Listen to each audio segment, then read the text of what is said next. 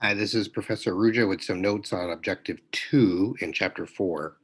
So this introduces us to financial services marketplace, and it's huge. It really is huge. It uh, encompasses enormous amounts of financial products that you're going to be more and more aware of. We're looking at some basic stuff like checking and savings here, but you can go on to credit cards, loans, insurance, mutual funds, things like this, and a whole bunch of what we call financial services, which is becoming exceptionally important, such as financial planning, tax filing, estate planning, real estate, other types of things, retirement planning.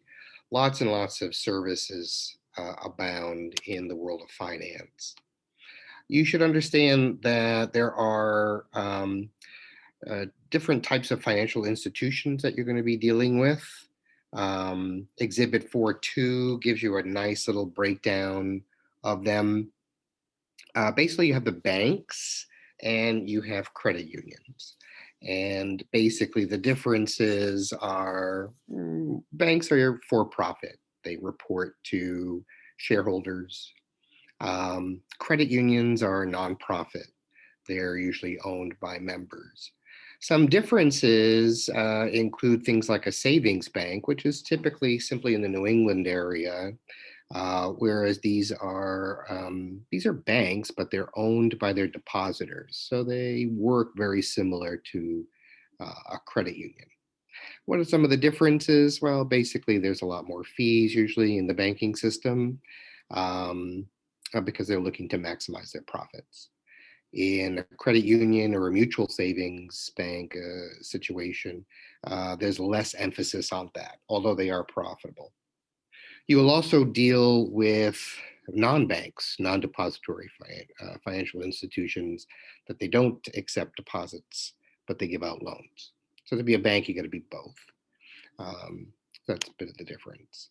So once we look at them, you'll be choosing banks. It's very, very important to make sure they're not taking money that you've deposited with them. Again, that's your money. You've made a deposit in that bank. That's your money. It's not their money. So they shouldn't be putting up a lot of roadblocks, such as fees, for you to access your own money. You've worked for that. That's your money. Don't forget that. Never forget that. But for the most part, banks are exceptionally safe, even though we've had a number of different banks that have gone under. There are federal deposit insurance programs in place that make sure that even though your bank might be gone in a flash, your cash is still there. It's insured.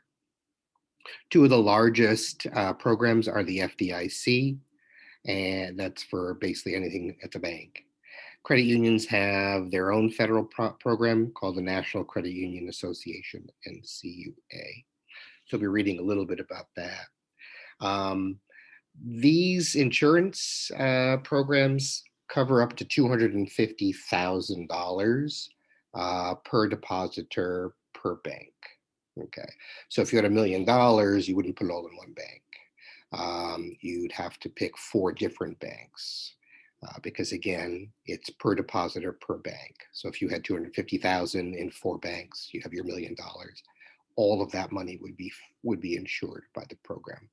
But if you put $1 million into one bank, well, only 250,000 of that is going to be covered should the bank go out of business. So that's basically how the insurance programs work and things that you'll be reading about. Enjoy.